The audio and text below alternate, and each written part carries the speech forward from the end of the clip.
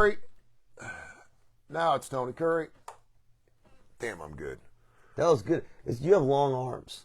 So I do have works long. really I have well. a lot of long things. I have long extremities. What I have there. You could have done that with your feet. I probably could have. Special thanks to Cleat Walker, Vituro Health, joining us a few minutes ago, and Tracy Kaplan. yeah, you know, sometimes we have doctors on, and they're just kind of boring. He's a super cool dude. I mean, just his site, drtracygappan.com. You can go to his site and order your free book.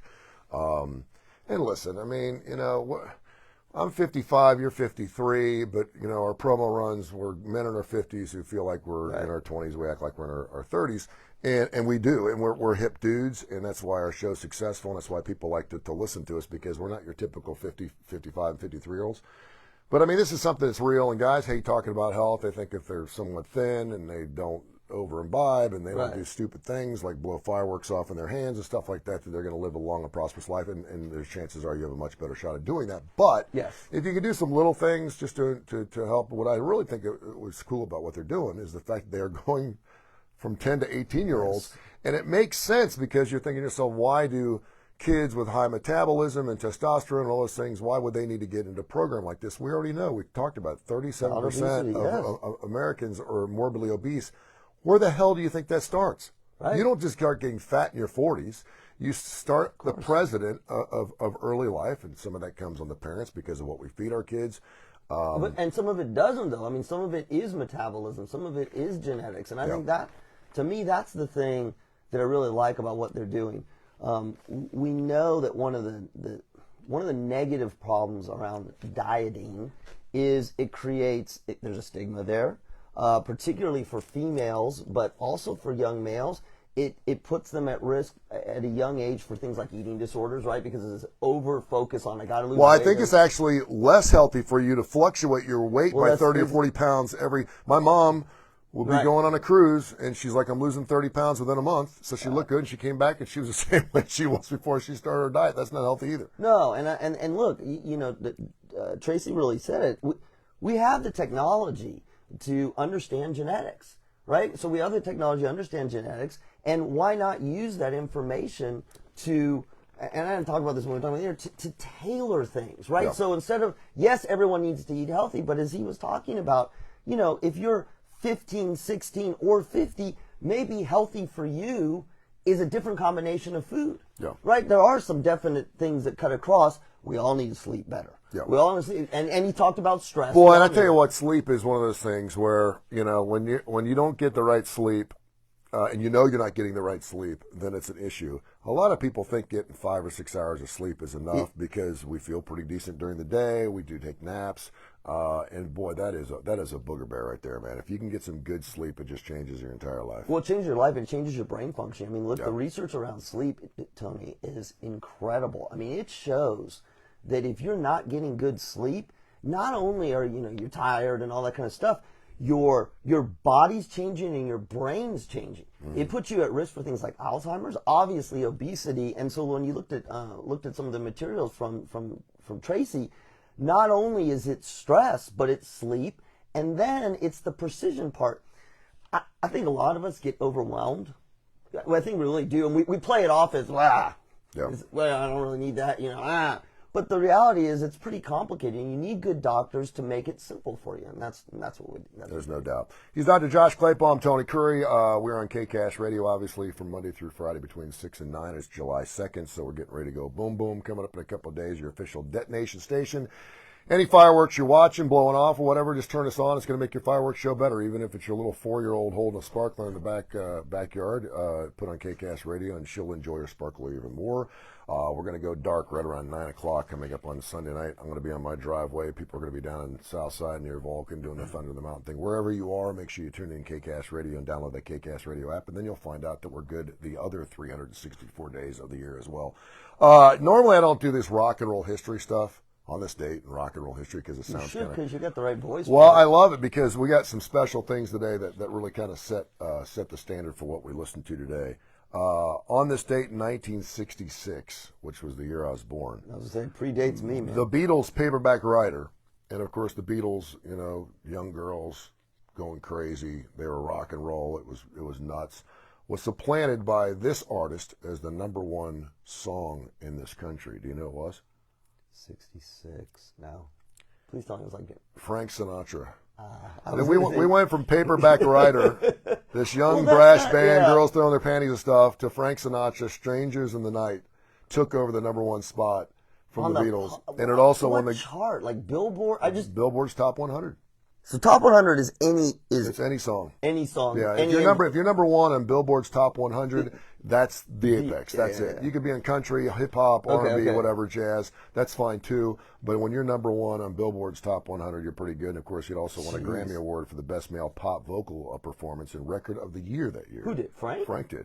Pop? Frank was the shit, dude. Yeah, I know. I mean, but 66, yeah, I guess. Yeah. He got to go. My grandparents listened to that shit. On this date, 1970, Sony introduced The Walkman. The Walkman, yes. 70.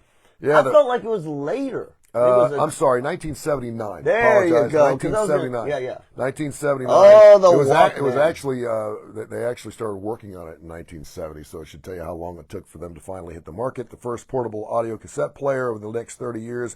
They'll sell 385 million Walkmans in cassette, CD, mini disc, and digital file versions, but later struggled against Apple's iPod. If you're under 30 and you're listening to us, Google it. That was the coolest thing on the face of the earth when you first got your Walkman. And then when you did the compact disc, you're like, how the hell can I run with a compact disc? You could do it. Well, but there was an in-between on the Walkman. Yeah. So there was the Walkman, which was great, right? The Walkman. Man, if you had a Walkman, you were the crap. Yeah. But then if you tried to use it for exercise, every time you moved, it would skip. Yeah. So then they came out with the Sport Walkman. Do you remember that? It was like yellow, and it looked like a major That didn't work either. Yeah. Constantly. And then the iPod, that little thing. It's so small you could lose it, and you're like, and it had everything you wanted in it. Magic. It was magic. It was unbelievable. 1990, representatives of the Italian Catholic Church announced they'd attempt to stop this woman from performing in Rome. Madonna. Oh, Madonna. Because of her I'm alleged, thinking like Sinead O'Connor. Because of her alleged inappropriate. No, that was the whole ripping of the Pope picture on Saturday Night Live. Because of her alleged inappropriate use of crucifixes and sacred symbols, the group was successful in keeping her from playing. Like a virgin. Exactly. Remember? Exactly. 1992, Mick Jagger became a grandfather. Wait, in 92, and then didn't. Wait, hang on. You became a grandfather in 92, and then I know you probably don't have it in there, but in what, like 4 years ago, he also became a father. Yeah. Let's stop and think about that for a second. In 92, he became a grandfather, and then in like 2019. He's got a 3-year-old. That's what I'm saying. The dude. Wait, hang on. Right I need to wrap my head around that. So his grandkids, his kids range from age 3 to like 75. 50. You know what he is? Oh my He's God. a multi-generational dude. He we talk about is. generations. Mick Jagger He's is making- 5. He is 5 generations. Is he going to live? Okay, here's one. Is he going to live old enough? He might be able to do it. How old is he roughly? 75. Okay, so he's got a 3-year-old. So the 3-year-old's got, let's just say, 17 years. That puts Mick Jagger at about 91, right? Yeah. So he could be his youngest child. He could be the grandfather and have his grandchildren be almost dead. Yeah. When they have family reunions, man, it's like, you might as well get Grand Central Station or Madison Square Garden because there's no way. You need name tags and definitely year born. Who's your dad? And who's your daddy? Pretty amazing though, man. I think he makes it to his 90s. Oh, he's got something going on. He's in good shape. Talk about he's got to be like 67 pounds soaking wet. Yeah, I don't think he doesn't need Dr. Tracy Gappen. He's got his own. So thing. what do you think his history of drug use was Yes. and when did it and when do you think it stopped, if it stopped? I would say that Mick Jagger, and this is just my opinion. Yeah, no, I would say that when he was here for Steel Wheels in 1992, he was probably using still. Okay.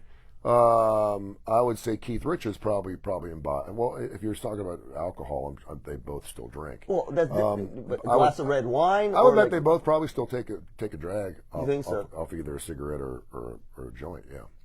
But do you think more than that? I got we're talking about all the. No, I don't think they do the hard stuff. Marijuana and drinking is it. Yeah, and now, at least according to a lot of people, that's healthy. Yeah. You wonder. I mean, we talked about this just because we had Tracy Gapin on. Like, there's some good genes there.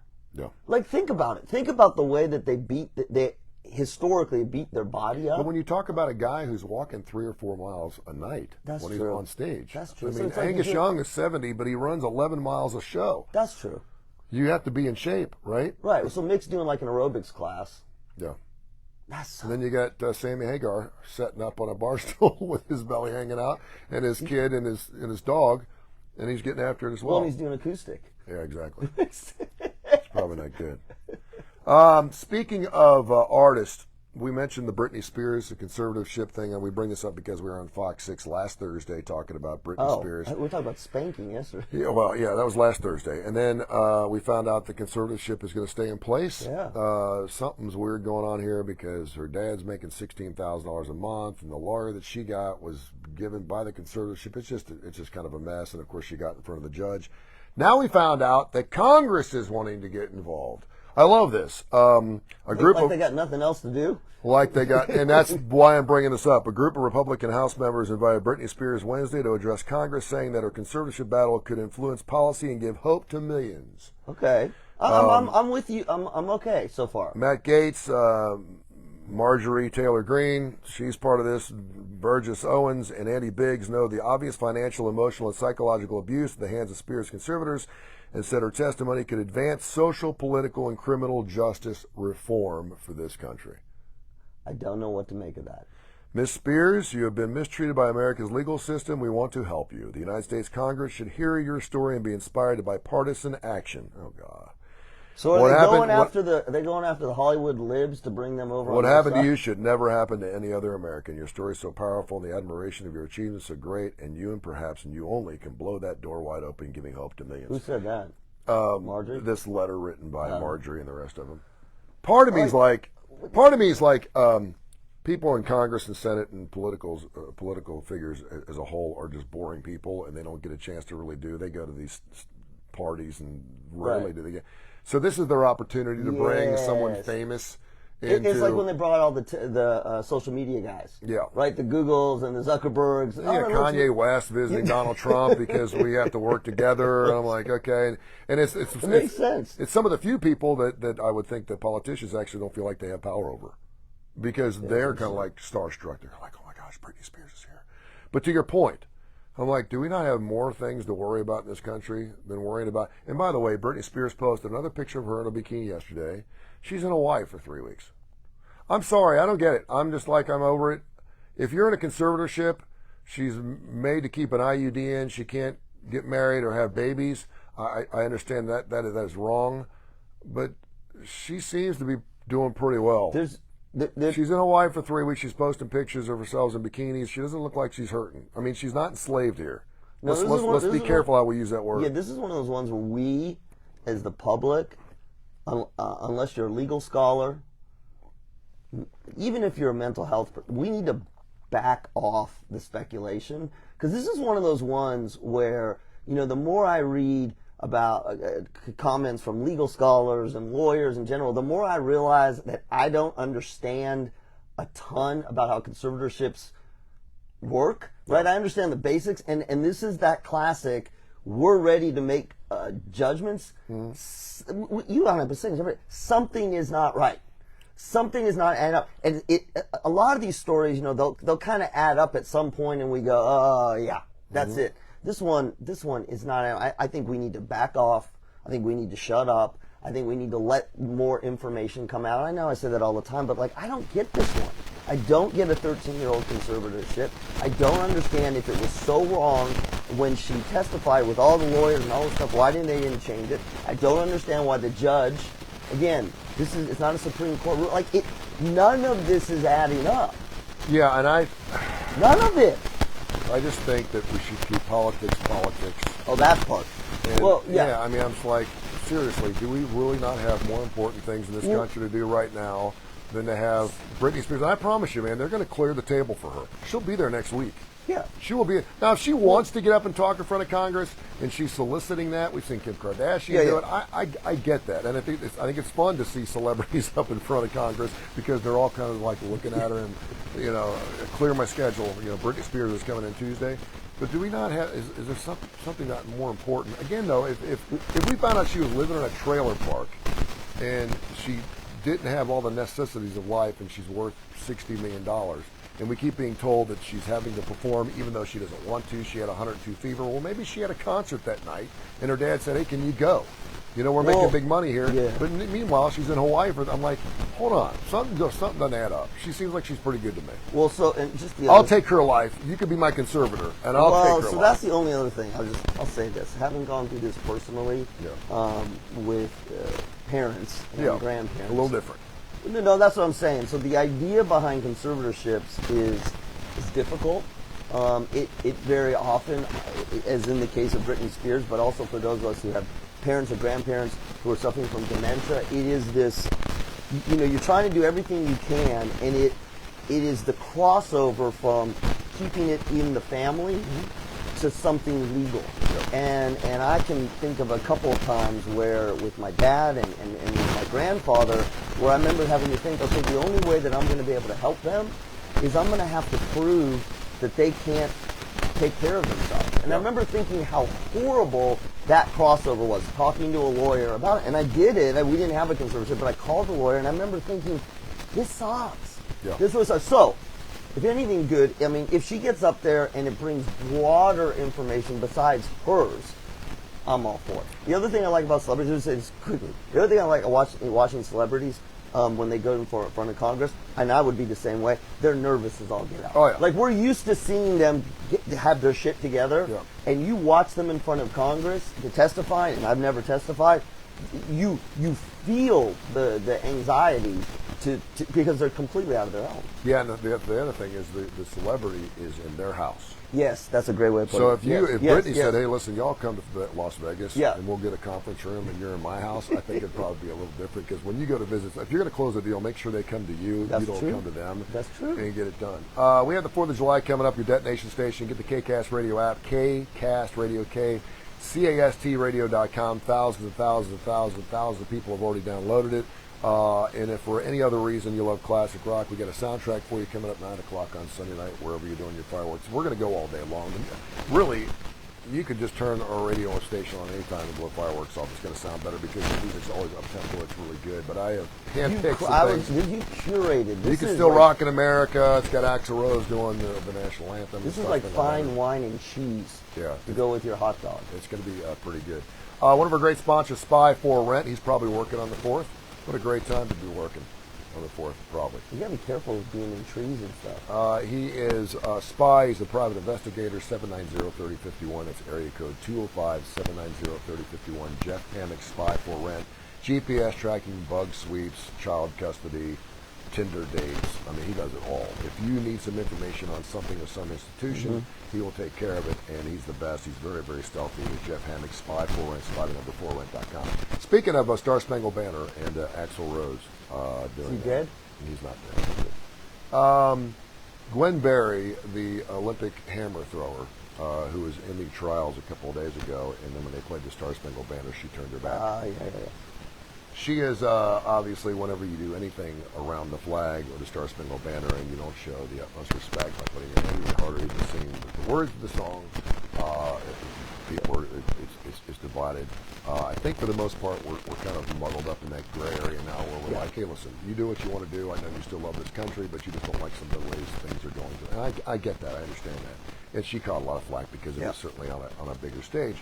And it certainly doesn't make our country look good when one of your own Olympic athletes are turning their back on, because that, for a lot of Olympic athletes, that is the moment when they're up on that pedestal or up on that platform and you hear your anthem because you play the anthem for the gold medal winner. And so that's certainly something very important. I think it's interesting because you always talk about the bright light shining on all of us through COVID and the pandemic. Now we have the 4th of July coming up on Sunday. It's a perfect storm because this will be the official unveiling of we're back out. We're done with the pandemic. We're not. But we're done with the pandemic. Everything's reopening across the country. I know there are some jurisdictions, smaller ones, I think Missouri and South Idaho, Missouri, and some areas where they're still locked down a little bit. But for the most part, we're wide open. It'll probably be the biggest congregation of individuals getting together again. These mass public gatherings that we haven't had in so long. That'll be happening coming up on Sunday, and then you throw in the pseudo-political patriotic part of this particular day. And I think it's really interesting because you have your diehards, your patriots, your Trump lovers, who will do anything for the flag and for the national anthem, the Star Spangled Banner. You have the people that are probably down the middle of the road, who love this country, who maybe were immigrants or were born here and love everything about this country, yet we realize we have some problems. You know what? The United States is a family. Every family's got issues. Every family's got issues. Right. We got each other's back. If a tornado knocks time. our house out, we're all living in the same house. I got your back. I'll take you in. I'll help you out, regardless of your situation. And then, of course, you got the ones that just fly the coop, saying, "I want out of here. I don't want to be part of this family anymore. I just want to boogie, but I'm staying. I'm not going anywhere." And so, I really think it should be a wonderful day in this country on the 4th of July, as every Independence Day is. But with everything else going on and people getting back out again. We talk about you can't even go to a ball game and not have a fight break out. You can't take an airplane flight to Idaho and not have someone try to punch the pilot in the face. And now we're putting pyrotechnics in. And now we're throwing fireworks and alcohol into the mix, and I think it's going to be a blast. It's going to be fun. Okay, yeah, you're right. So that's on Sunday. So Monday, the headlines will be, we're going to see people who threw fireworks at each other. But they do that every year. So you think it'll be more? I mean, people get drunk and do stupid things with fireworks and other things on the 4th of July every single year. Do you think the percentage will be higher? Is that what you're telling me? Yeah. And then you just got the people who are celebrating the fact that it's a celebratory kind of day. There's a lot of people. Fireworks, alcohol. I'm off work on Monday. Right. I'm blowing it out. It's a St. Patty's Day, but it's not really. But I mean, I do hope that people realize that despite all of our transgressions and our issues we have in this country, and we do, and every country has them, there's no perfect country, that we do have it pretty good here.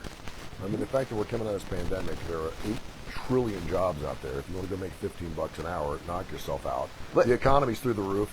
The stock market's through the roof. And I know there's people still hurting out there for sure. But there's been an influx of federal money coming into the areas. If you're smart enough to get your hands on something, you're probably pretty well off. And again, I know there's some outliers out there that are going, not me. But for the most part, considering what we just went through, we're doing pretty good. So you're being optimistic, which is great.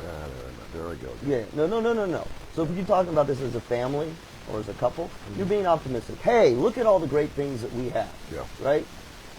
We've got a good relationship, and if you go to the country, we got jobs and all that stuff. And then as a psychologist, right, I'm saying that is true. Yeah. And you should be happy for that.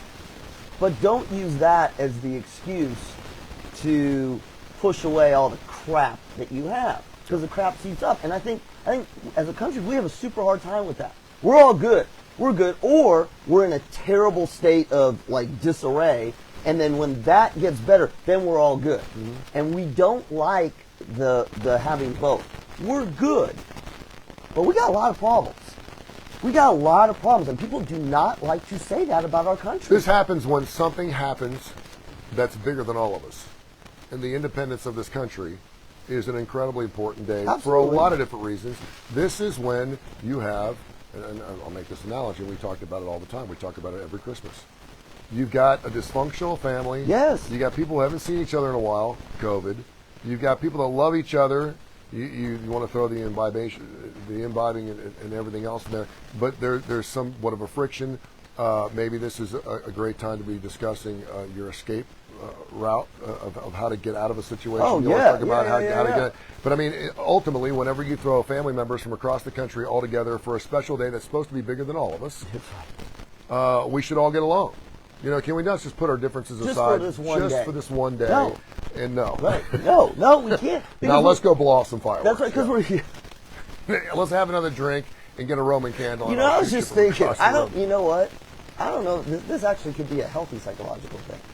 So, there's one of the hard things we have as humans is when we feel conflict, resentment, anger, agitation, and this happens at holidays, we don't do really good at managing it, right? So we get all tense, and then something blows up. Not to use a pun. Something blows up. Somebody yells. Someone says. So I was just thinking, I wonder if this is a great way to get out your aggressions if you did this every holiday. Look, Tony, I can see you getting a little upset. Here's a Roman candle. Here's a Roman candle. I want you to go outside. I want you to go outside, and I want you to blow the Roman candle, shoot it off, and once you shot it off, you'll feel so much better, and then you get to come back in. We can do this every single holiday. We see countries that are at war with this, where they're killing each other, genocide, blowing each other up, killing each other's kids, wives, children, whatever, and then when there's a holy day, they have a ceasefire. I'm sorry, and I'm not. Which is great, but it's like, wait a minute, we're Right. killing each other, we're killing innocent bystanders, but not today, because it's a holy day. Let's just check it back. And I'm thinking, wait a minute, if we're willing to do, that's not. Do you see how crazy we are? Do you see how crazy we are? It's Christmas. We do, and they actually put times on it. From 6 o'clock in the morning to 6 o'clock at night, there's a ceasefire. Then when everyone retreats, and then 6:01, there's stuff blowing up again. See what I mean? That is crazy. I was watching the show last. So why can't we do it?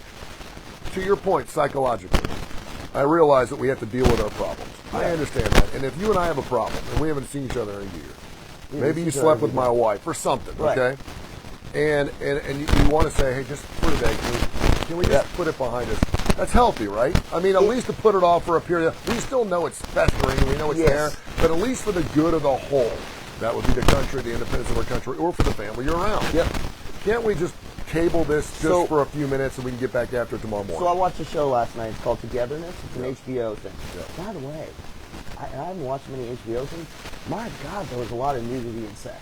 Yeah. Dude, it was like soft porn. But that was not why I'm talking. Well, HBO started it all back in the I mean, you could see there's boobs and butts and groaning. Anyway. What was the name of that show again?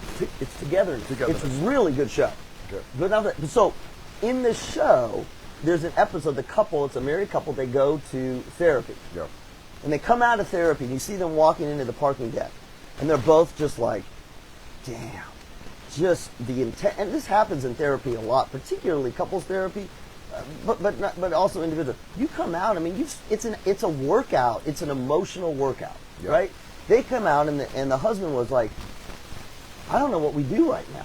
Like we just spent an hour digging up all of our crap, and they're married, and that's why they're going. He's like, now what are we supposed to do? They're sitting in the car, like, what do we do? And the wife, it's always a woman, smart. She's like, listen. No, she was great. It was great. She's like, look, we just spent an hour dealing with it. Can we now put that hour aside?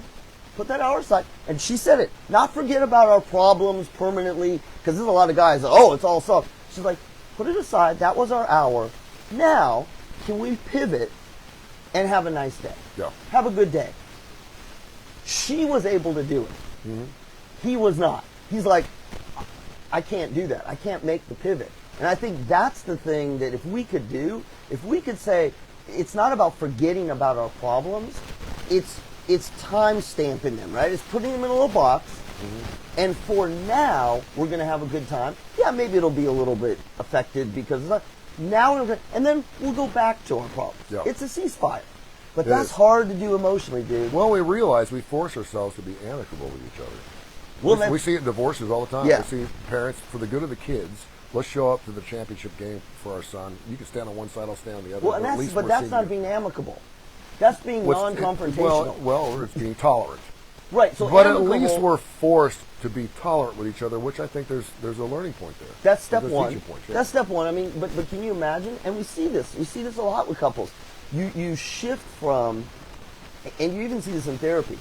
All is good in the relationship, and then you realize, crap, all is not good. Yep. Then you go into therapy, right, and they dig up all the crap, and then you realize, oh my God, it's worse than I thought. Now your challenge is, okay, what do I do with this? And that's the hardest emotional pivot, and particularly in a divorce, the relationship falls apart, then you get a divorce. A lot of couples, they say it's amicable, but they're tolerating each other. And then what you see is over time, you figure your own life out. And not all couples, but a lot of couples then will come back and they are amicable. We like each other. We had some really bad times. That wasn't so bad. Well, it was really bad, but now we're in a position Yeah, but that can take, anywhere from 5 to 50 years. Yeah. I got another story I want to get into about a school from your neck of the woods, which is funny, but it's not funny. A high school basketball team is going to have to give up its championship. It was stripped yesterday. I'll tell you why after you talk about the Woodhouse Day Spa. Okay. Yeah. What neck of the woods was it? It was California or my neck of the woods? Coronado High School. Anything in California is your neck of the woods. No, okay, well that's Orange County then. Yeah. Actually, it could be San Diego. Woodhouse Day Spa. I don't know if they have one in San Diego, but talked to Stuart yesterday. Stuart Rome, owner of Woodhouse Day Spa. He was on his way back to New Orleans. That's where he lives. There's Woodhouse Day Spa there. There's one in Charleston, South Carolina, and there is one here in Birmingham. And it is amazing. You go up to the summit. You can call them at 905-7676. You walk in, and it feels like you've walked into a vacation. So it's not just there, hi, I'm for my appointment, I'm here to get my massage. You want to talk about shelving some things for a few minutes. Oh my God, it is, and you just step back, 5,000 square feet, manicures, pedicures, facials, massages. They're constantly bringing in new sorts of services.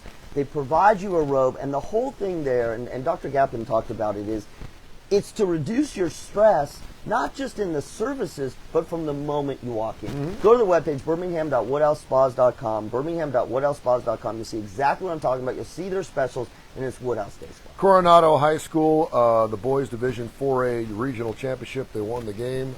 They won the series.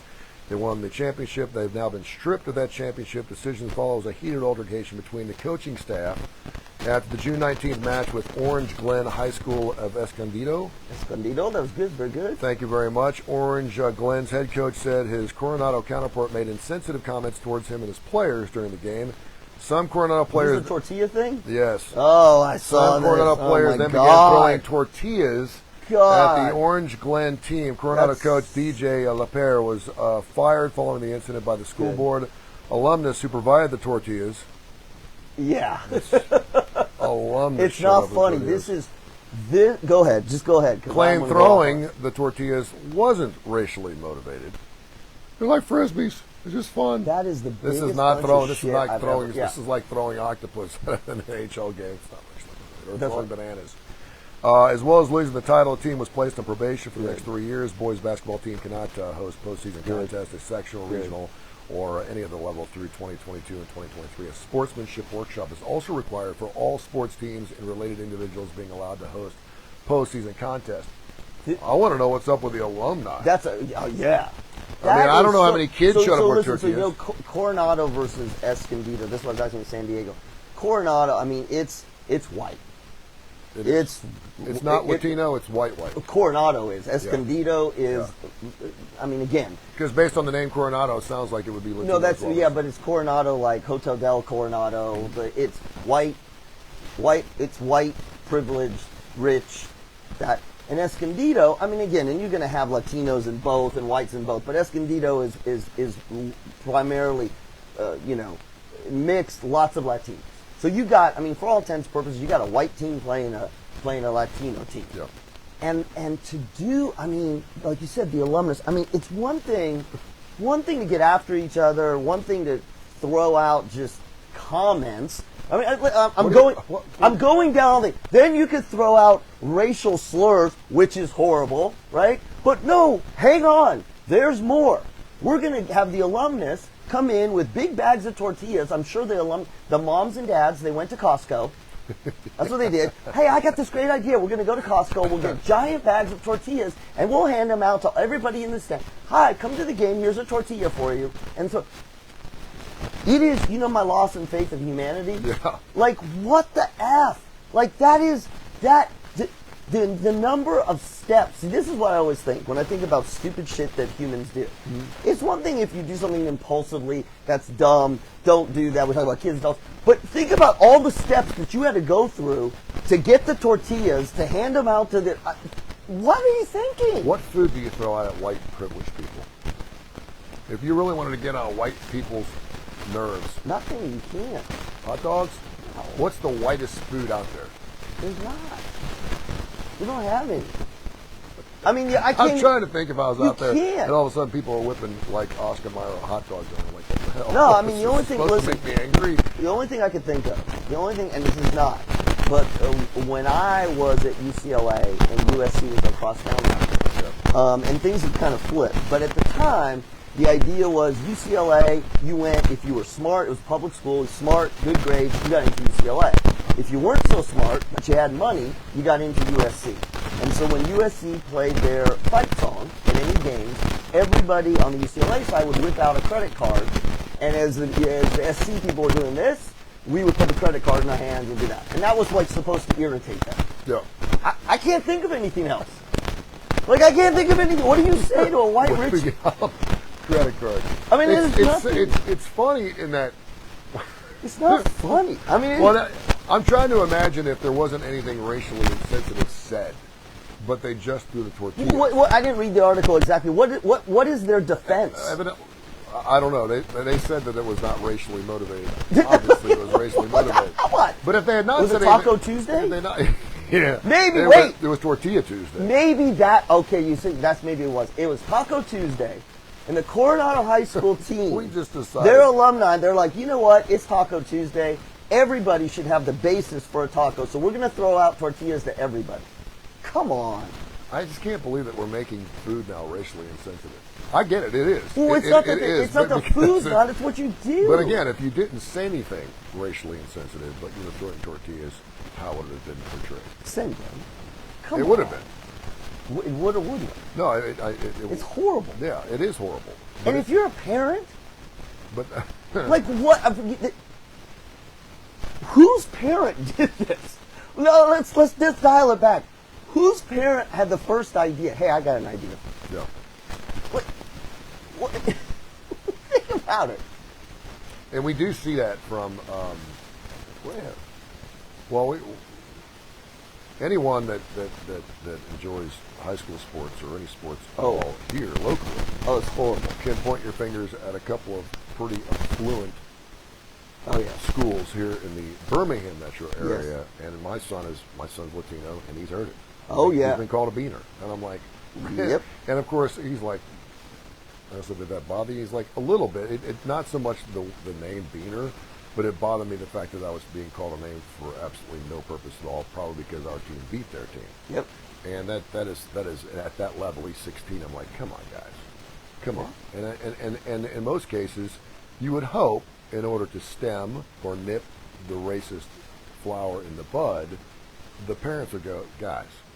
Not even God. Let me tell you something now. If my 15-year-old or 16-year-old ever said anything racially insensitive to anybody, he's probably being locked in the basement until he's 30. But that's what. So think about. Take that to the extreme. And so the fact that the alumni were actually behind this really tells you there's racism everywhere. It's crazy.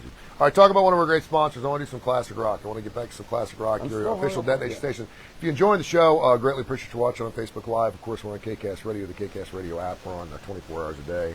And we get after it's classic rock to the bone. Of course, your detonation station, thanks to ssfireworks.com, Super Show Fireworks, for setting us up with our studio presentation here. But we're going to get after it coming up on Sunday. But it's going to be a great weekend. I know a lot of people are going to be taking long weekends, lots of people traveling. Be careful out there. And try not to imbibe too much if you're lighting wicks over the next few days.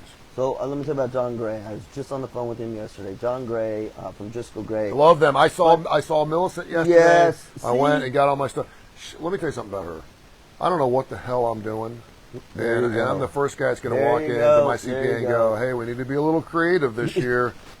Need to be a little creative. You get it? Not Donald Trump creative, but close. Okay? Mm-hmm. She's great. They are great. They do taxes, wealth management, debt management. I mean, John Gray has been in this community for over 20 years. The guy got on the phone with me yesterday. I was having some problems with one of my retirement account. I didn't know how to access. I didn't know how to get into the web page. Okay, so into the account. So John Gray gets on the phone with me with the company to get on the to get me access to the phone. Now, what kind of wealth manager is going to do that for you? And let me tell you, I don't have a lot of money in that account, so he didn't have any benefit from that account. Well, it's one of my white privileged Jewish. It's one of my. Why don't you throw latke at me? All right, but call John Gray. Please call him today. Go to his webpage, DriscollGray.com, for market insights. John Gray is a wealth manager, and that's Driscoll Gray.